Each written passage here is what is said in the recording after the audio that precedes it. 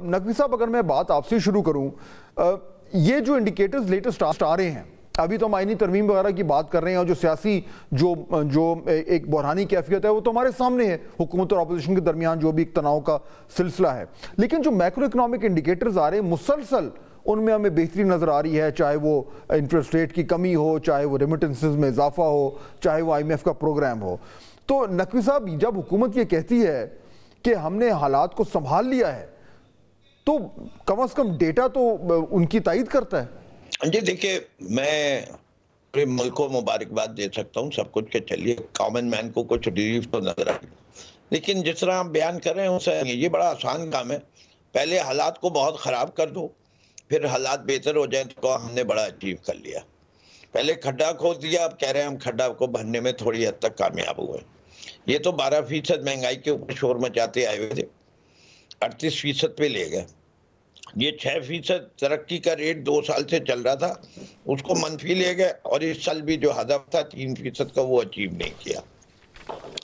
دنیا کے کچھ چیزیں بڑی بنیادی اصول ہوتے ہیں جس کے تحت کوئی معیشت امپروو کر ہی نہیں سکتی دنیا کا کوئی ملک ہو۔ جس ملک میں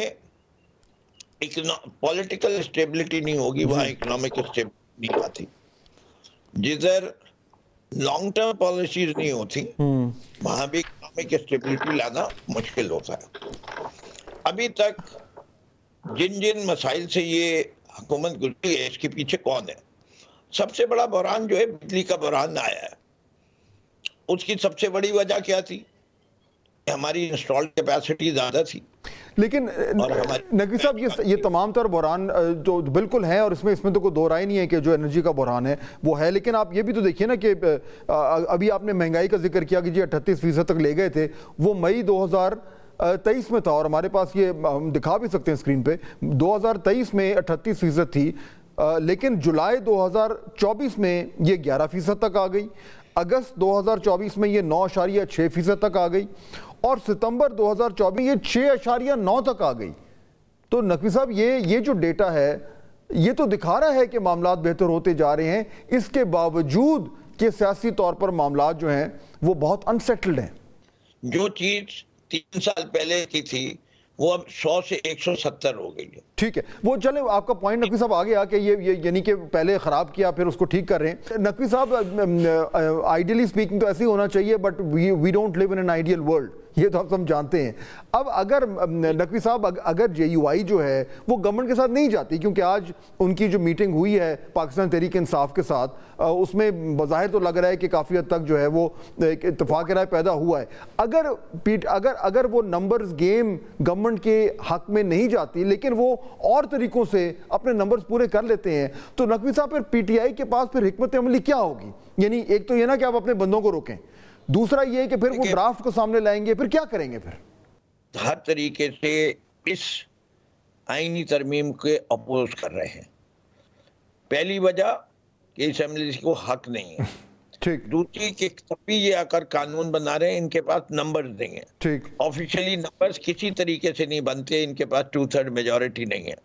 جو یہ میجورٹی کریٹ کر رہے ہیں وہ with the help of a compromise judiciary کر 3 سیٹیں انہی نے لی بائی ری کاؤنٹ۔ چلے میرے وقت ختم ہو گیا نقوی صاحب، بٹ آپ کا پوائنٹ آ گیا، بالکل میں آپ دونوں کا بہت شکر گزار ہوں کہ آپ نے ہمیں جوائن کیا۔ ناظرین، یہ جو سیاست ہے آئینی ترمیم کے اوپر، وہ تو ظاہر بات ہے اس میں تیزی آتی جا رہی ہے، لیکن اس کے ساتھ ساتھ جو ہے وہ پاکستان تحریک انصاف کی جو آؤٹ ریچ ہے جے یو آئی کی طرف، وہ اس پہ بہت کچھ ڈیپینڈ کرتا ہے، لیکن آؤٹ ریچ جو ہے وہ پاکستان پیپلز پارٹی بھی کر رہی ہے، اور اس حوالے سے کچھ امپورٹنٹ ڈیولپمنٹس ہوئی ہیں، اس پہ ہم ذرا تفصیل سے بات کریں گے۔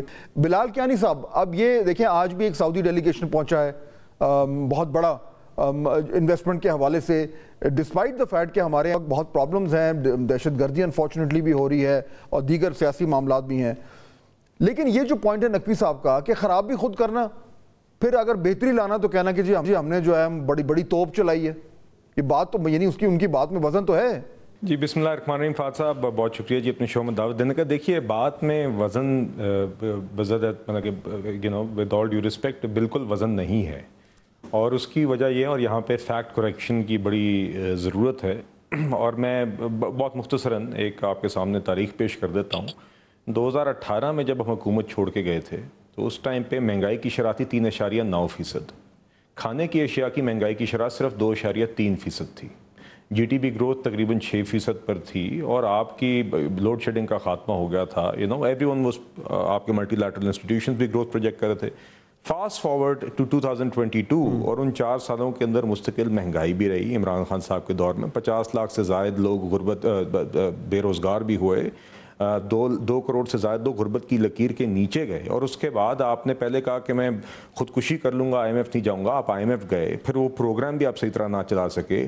4 فائنانس منسٹرز لیٹر ان کی حکومت نے پھر اپنے ہی آئی ایم ایف پروگرام کو سبوٹاج کر کے ملک کو ڈیفالٹ کی طرف دھکیلا. تو اس کے بعد جو حالات خراب ہوئے اور اس ٹائم پہ ہوئے وہ آپ نے کیے اور ہم نے آ کے وہ سنبھالے. آپ نے اس گھر کو آگ لگائی, ہم نے آ کے وہ آگ بجھائی.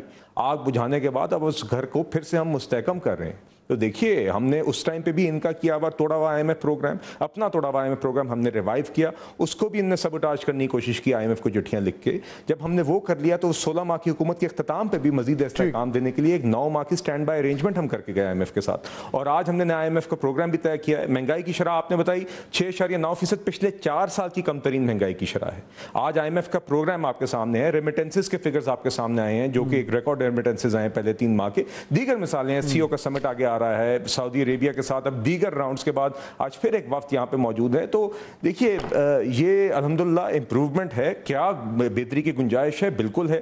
کیا لوگوں کے لیے آج حالات آسان ہیں؟ ہرگز نہیں. ٹھیک ہے. اور یہ لوگوں کی قوت خرید میں اضافہ کرنا, ان کی زندگی میں آسانیاں پیدا کرنے میں بڑے چیلنجز درکار ہیں, مگر we are on the right track. یہ جو ڈیٹا ہے یہ ایک طرح کی کہانی سنا, لیکن دوسری طرف یہ بھی بالکل ڈینائی نہیں کیا جا سکتا کہ پولیٹیکلی جو ہمیں ایک انسٹیبلٹی ہے, جو ایک اس طرح کا ماحول بنا ہوا ہے جس میں کانسٹنٹلی لگتا ہے کہ یہ بحران ختم ہی نہیں ہو رہا, یہ بھی اس کو obviously it takes its toll. اب اس میں دیکھیے نا, آج بلاول بھٹو زرداری صاحب نے بھی جو ہے وہ مختلف جرنلسٹ سے بات کی اور اس میں یہ جو آئینی ترمیم کا معاملہ چل رہا ہے, میں آپ کو حضرات سے اس پہ آپ کی رائے لینا چاہوں گا.